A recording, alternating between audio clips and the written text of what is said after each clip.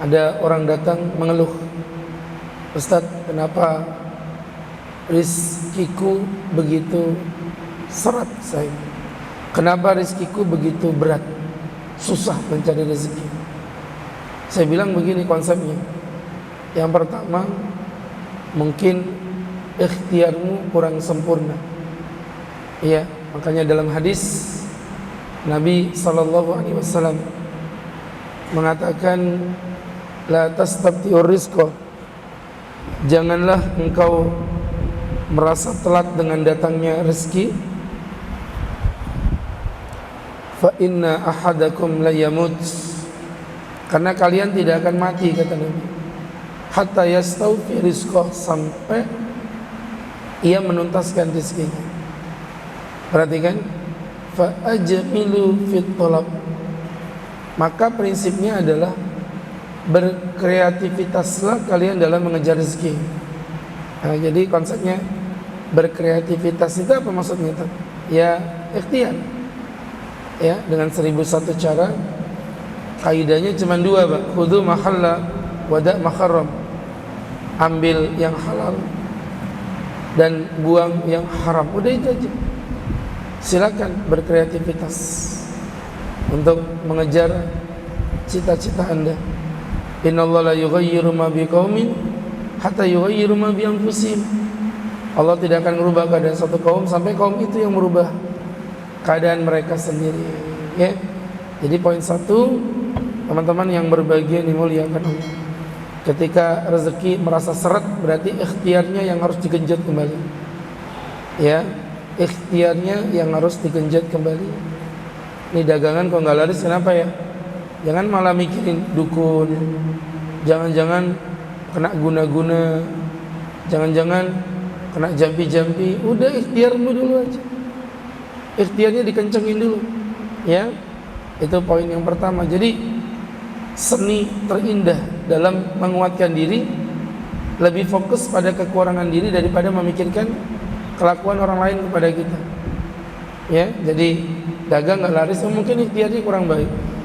Nah, disitulah akhirnya dia mencari cara. Oh, dagangan rujak buah kok nggak laku ya? Ada apa ini? Oh, ternyata saingannya banyak. Itu nggak usah ngomong, oh ini gara-gara saingan ini, pasti pakai dukun ini pasti pakai ilmu penglaris ini, makanya aku menderita. Lebih baik bapak mikir, kalau banyak orang jualan rujak buah, ya udah buahnya dipotong kecil-kecil, campurin gula, campurin es, campurin susu, jadi apa? Es buah. Ya, jualan, dagangan, kreativitas, campurin ini itu, ya jadi enak, dijual laku. Nah gitu. Jadi ketika kita dagangan nggak laris, yang pertama kali adalah menegakkan ikhtiar lebih sempurna, berkreativitas. Fa'ajmilu fit talab, berkreativitaslah dalam mengejar rezeki. Yang penting stay on halal, tetap berpegang pada yang halal, wada' maharram, tinggalkan yang haram. Itu aja. Itu poin pertama. Dah, ikhtiar udah dilakukan tak? Tapi tak kunjung ada hasil. Berarti yang kedua apa? Yang kedua, teman-teman yang berbahagia, teman-teman yang dirahmati Allah, doa. Doanya kurang kencang. Wa idza sa'alaka ibadi an fa inni qarib. Jika hambaku bertanya di mana aku berada, katakan Muhammad, aku ini dekat dengan mereka. Ujibu da'watad da'i idza da'an. Aku akan mengabulkan apapun yang mereka minta jika mereka meminta kepadaku. Fal yastajibuni, ayo minta sama aku. Wal yu'minu bi, tapi kamu beriman kepadaku.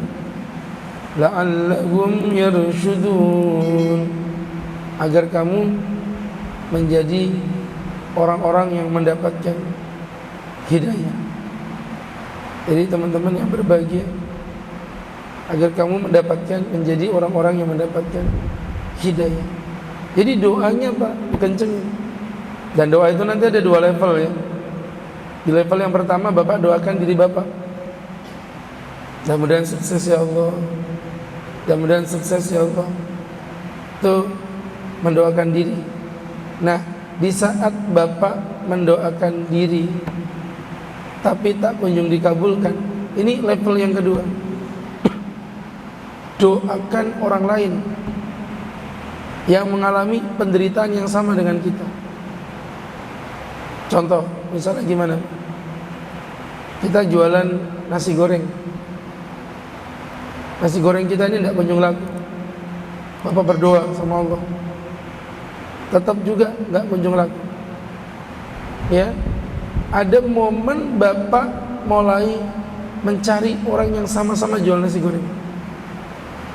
Kemudian Bapak doakan dia dengan kebaikan. Ustaz, saya ini jualan, dagangan saya nggak laku. Bisa-bisanya Ustaz nyuruh saya doain orang lain, yang mana dia kompetitor saya.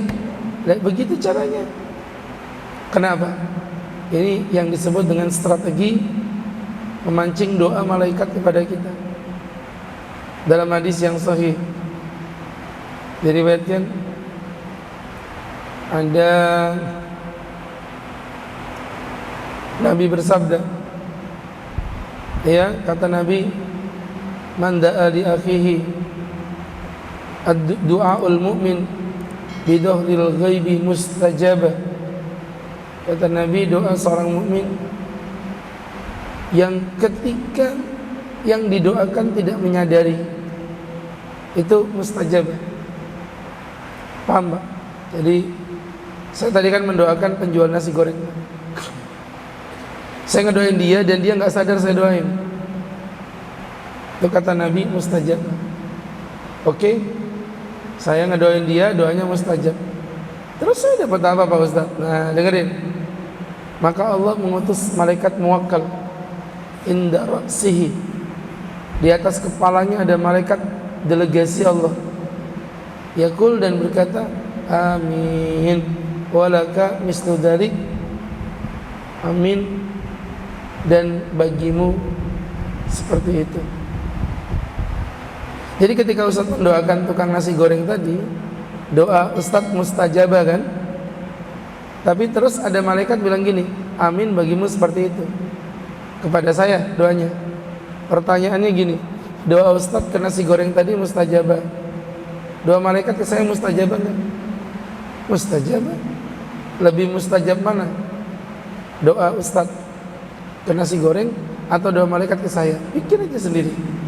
Jelas doanya malaikat jauh lebih mustajabah. Ini ternyata strategi gimana mancing malaikat mendoakan kita. Paham Pak ya? Itu Bapak kerjain, Bapak amalin. Ya, mendoakan kompetitor kita untuk mendapatkan kebaikan, agar kiranya malaikat juga mendoakan kita dalam kebaikan yang sama. Dan doa malaikat jelas jauh lebih mustajabah dibandingkan doa kita sebagai manusia yang penuh dengan dosa. Itu maksudnya. Ikhtiar sudah ditegakkan, doa sudah dipancarkan, tapi tak kunjung ada hasil juga Pak Ustaz.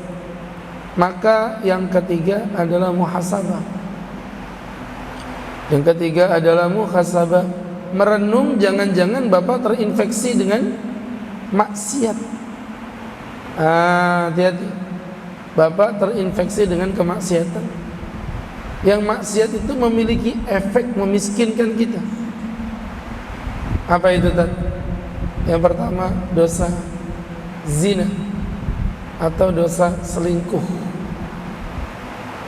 Orang berselingkuh itu Pak akan memiskinkan pelakunya. Hati-hati, waspada. Diceritakan dari Hudzaifah bin Yaman, anna Nabi sallallahu alaihi wasallam qala, Nabi bersabda, ya ma'syaral muslimin, ya ma'syaral muslimin, Kata Nabi, wahai orang-orang yang beriman, iyyakum wazzina, hati-hati kalian, waspada kalian, kata Nabi, terhadap zina. Fa inna fi sitta khisal, di dalam zina itu ada 6 perkara. Thalathan fid dunya, yang 3 efeknya di dunia. Wa thalathan fil akhirah, yang 3 nanti di akhirat. Fa ammal lawati fid dunya, adapun yang di dunia 3 efek, perhatikan Pak. Fadhihaul baha, hilangnya pancaran aura. Hilangnya pancaran aura. Jadi aura sosok kewibawaannya, ketampanannya, kecantikannya itu hilang. Ya, pelacur itu memang mukanya bisa jadi cantik fisiknya, tapi nggak bisa memberikan aura keteduhan, ketenangan, nggak bakal bisa. Bapak lihat aja dalam ilmu kehidupan, orang-orang yang suka selingkuh, yang suka zina, auranya hilang dengan sendiri. Ya, itu yang pertama. Yang kedua, wa qisarul umur, umurnya lebih pendek. Umurnya lebih pendek, cepat meninggal dunia. Dan yang ketiga, nah ini yang kita bahas tadi, wa dawamul faqri, miskin yang kontinu. Miskin yang kontinu. Jadi dia akan mengkontinuitaskan dalam kemiskinan. Kemudian yang kedua, kata Nabi, adapun di akhirat fasuhtullah, yang pertama kemurkaan Allah, wasu'ul hisab, dan panjangnya hisab di hari kiamat, wal khulud finnar, dan akan kekal di dalam api neraka. Ya teman-teman yang dirahmati Allah. Kemudian Nabi membaca ayat, an sakhitallahu alaihim, an sakhitallahu alaihim, an sakhitallahu alaihim wa fil adzabi hum khalidun. Semoga kemurkaan Allah bagi mereka, dan di dalam azab neraka mereka akan kekal untuk selama-lamanya. Jadi itu Pak ya, yang pertama, ya muhasabah aja pada diri sendiri. Sudah ikhtiar, sudah doa, kok masih nggak laku-laku dagangan? Berarti yang pertama, Anda terinfeksi virus zina. Yang kedua, durhaka kepada orang tua. Jadi setiap pribadi manusia akan menanggung dosanya nanti sampai di hari kiamat. Tapi ada dosa yang balasannya disegerakan Allah di dunia. Ya, Nabi, diriwayatkan dari Abi Bakrah radhiyallahu taala anhu, dari Nabi SAW, Nabi bersabda, kullu dzunubin yu'akhkharullahu minha ma syaa ila yaumil qiyamah. Kullu dzunubin, setiap dosa, yu'akhirullahu minha, Allah akan mengakhirkan, masya, apapun yang ia kehendaki, ila yaumil qiyamah, nanti dosanya diazab di kiamat. Illa, kecuali, kata Nabi, al-baghyu, orang-orang yang bersifat zalim, menyakiti orang lain. Jadi bapak-bapak bisnis terus menipu orang lain, membohongi orang lain.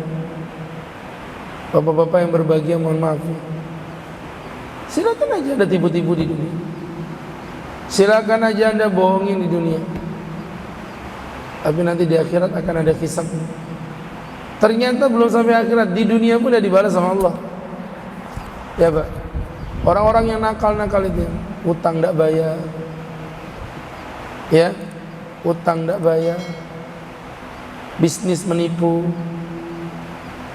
ya, menjebak orang, menjatuhkan orang, Itu nggak lama itu Pak, di dunia aja udah ada balasannya itu. Ya, di dunia aja udah dibalas sama Allah. Jadi teman-teman, yang pertama. Yang kedua, waqati'atur rahim, dan memutus tali persaudaraan. Bapak putus tali persaudaraan, benci-bencian sama orang. Mohon maaf Pak, gak usah nunggu di akhirat, di dunia aja efeknya udah ada. Dan yang ketiga, nah ini yang kita bahas tadi, wa uququl walidain, durhaka kepada orang tua. Jadi teman-teman ya, hati-hati sama orang tua, itu bahaya. Bapak punya kewajiban untuk menaati orang tua, walaupun orang tua dalam kondisi salah.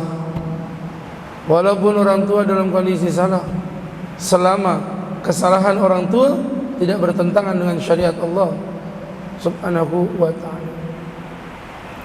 Wa qadha rabbuka alla ta'budu illa iyyahu, dan Allah tetapkan pada kalian. Yang pertama, dua perkara. Ini ketetapan Allah yang nggak bisa diganggu gugat. Syarat untuk masuk surga, alla ta'budu illa iyyah. Kamu nggak boleh menyembah kecuali kepadanya. Jadi menjaga ketauhidan. Wa bil walidaini ihsana, dan kepada kedua orang tua kamu wajib untuk berbuat baik.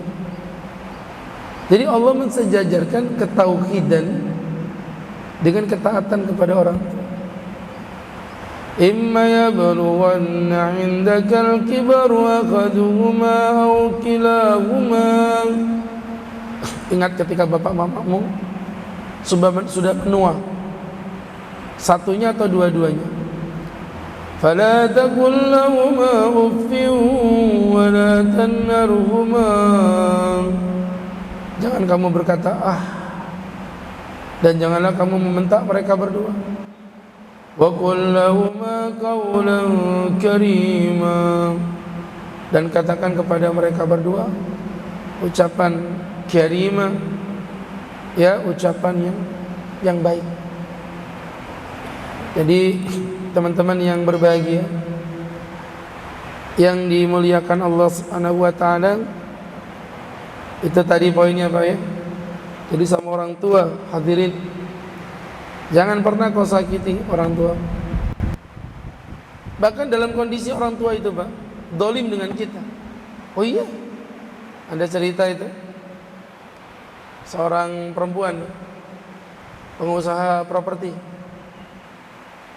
dia cerita, Ustaz, dagangan saya ini makin gak laris, properti saya makin turun. Ya, saya bilang sama dia, mohon maaf ya, kamu ada masalah dengan orang tuamu. Dia senyum. Saya memang durhaka dengan ibu saya Pak Ustaz, tapi saya pantas durhaka sama dia. Kok bisa? Iya Pak Ustaz. Jadi ceritanya begini. Dulu bapak, ibu, saya, kami bertiga adalah keluarga kecil. Bapak PNS, gaji tidak kaya tapi pas-pasan. Ibu tidak bersyukur, sering marah karena gaji bapak dikit. Akhirnya ibu ketemu dengan mantannya, dan akhirnya ibu balikan sama mantannya. Bapak ditinggalin. Saya berumur 6 bulan Pak Ustaz. Pak Ustaz bayangkan, yang hebat dari bapak saya, bapak tidak pernah berpikir untuk menikah lagi. Bapak pikirkan itu cuma saya, selalu mikir saya aja. Saya gede dan saya jadi orang sukses. Saatnya sekarang saya membalas kebaikan bapak. Saya belikan rumah di Grand City. Saya sangguin beliau uang per bulan 20 juta. Saya titipin 2 pembantu. Masya Allah, saking pengen bahagiakan bapaknya. Tapi qadarullah, semua masalah itu terjadi pada saat ada ibu-ibu tua memeluk saya, sambil menangis. Dia minta maaf. Saya bilang, ibu siapa? Aku ini ibumu nak. Teringat 30 tahun yang lalu bagaimana saya ditelantarkan sama bapak saya. Rasa sakit itu muncul dan saya tidak memaafkan dia. Sampai walhasil singkat cerita, saya seperti ini Pak Ustaz, hancur. Saya bilang, Mbak, kamu minta maaf sama ibumu dan terima dia apa adanya. Kalau dengan bapaknya kan sudah cerai Pak, nggak bisa. Dengan kamunya, kamu anaknya, ya. Tapi Pak Ustaz, kebaikan apa yang diberikan ibu sama saya? Bahkan dia nggak pernah nyusuin saya Pak Ustaz. Mbak, setidaknya ya, setidaknya kamu pernah menginap di rahimnya selama 9 bulan 10 hari, ya. Akhirnya beberapa bulan kemudian dia datang dengan perempuan tua. Pak Ustadz, ini ibu yang saya ceritai. Insya Allah, ibu taubat bu ya. Ibu udah bermaksiat. Apa jawab ibunya? Iya Pak Ustadz, saya juga mengucapkan terima kasih karena Ustadz udah nasihati anak saya. Saya udah maafkan dia Pak Ustadz. Masya Allah. Mereka berpelukan, ya. Dan teman-teman, semenjak itu properti saya makin membaik Pak Ustadz. Dan terakhir saya dapat proyek pembangunan rumah berapa ratus unit dengan keuntungan sekian-sekian puluh miliar. Masya Allah. Saya tuh jadi mikirnya gini, ini mohon maaf ya Pak ya, bahasanya agak kasar ya. Ini ibunya kan sudah bajingan separah-parahnya. Lah gimana nggak bajingan coba ninggalin suami? Perempuan ninggalin suami itu kan perempuan kurang ajar. Ninggalin anak lagi hanya demi laki-laki, ya. Akhirnya apa yang terjadi jamaah? Orang tua yang sebajingan ini saja masih bisa memberikan efek negatif kepada anaknya, apalagi mama saya, mama anda, mama kita semua. Mama kita baik-baik aja, terus kita durhaka pula sama mama kita. Alhamdulillah. Kayak mana kira-kira mudarat yang didapatkan anak-anak seperti saya, anda, kita semua. Kemudian yang ketiga atau yang terakhir adalah dosa riba, ya, dosa riba. Ya ayyuhalladzina amanu, orang-orang yang beriman, la ta'kulur riba adhafan mudha'afa. Janganlah kamu makan riba yang berkali lipat. Wattaqullah, dan bertakwalah engkau kepada Allah. Wattaqullaha la'allakum tuflihun. Bertakwalah kepada Allah agar kalian menjadi orang-orang yang beruntung.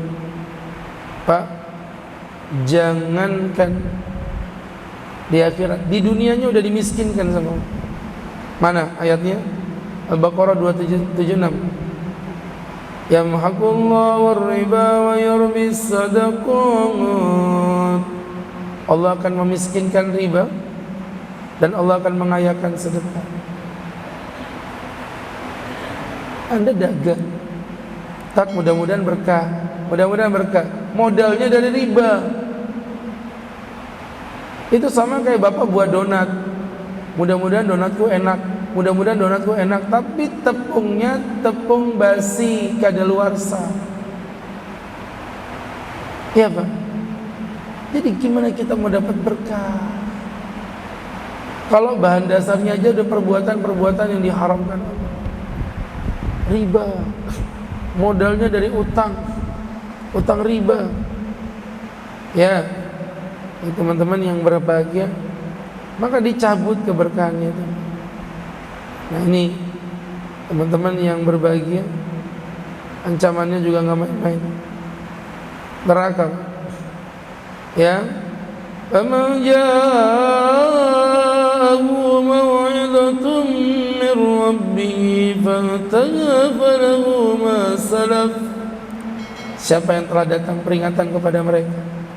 Nih, bapak udah ngaji, udah tahu larangan riba. Fangtaha, dan dia udah menuntaskan, dah tobat ya Allah, maka sudah Allah tuntaskan pula. Wa amruhu ilallah, dan perkaranya diserahkan kepada Allah. Insyaallah Allah terima tobat. Tapi faman 'ada faulaika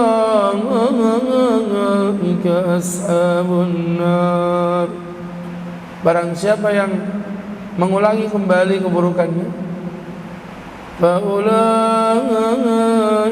ashabun nar, mereka adalah penghuni neraka. Hum fiha khalidun, mereka akan kekal di dalam neraka untuk selama-lamanya. Ya, naudzubillahi min dzalik. Jadi teman-teman, ayo kita muhasabah diri. Jadi teman-teman yang berbahagia, yang dirahmati Allah. Yuk, bismillah. Kita pengen jadi orang yang sukses di tahun 2025. Maka poin-poin tadi Bapak amalkan.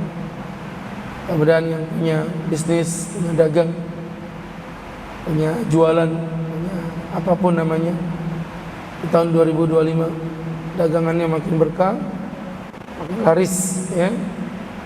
Ya, dan tadi yang sudah saya sampaikan, kemudian Allah memberkahi kita.